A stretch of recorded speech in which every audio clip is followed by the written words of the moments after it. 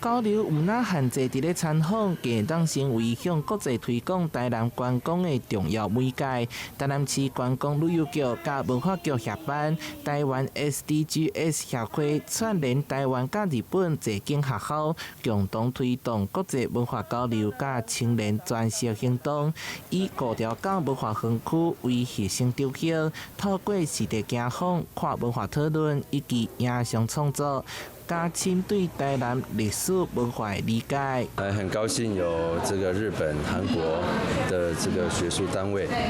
帶着學生來我們五條港這邊來研究，那跟台灣的學生做一起這個交流，那希望他們能夠把台南的好，那帶回他們的國家，讓更多人來知道台南，更多人來台南玩。那個 SDG 的 S 的這個有17項的一個指標嘛，那其實這個就是一個在地文史，然後在地永續生活的一個非常好的一個互相交流的一個機會。那非常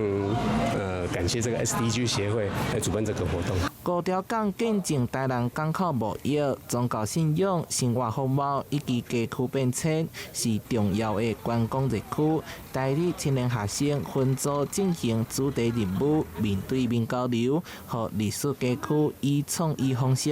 展現台南城市文化深度甲魅力。台南新聞社會採訪報道。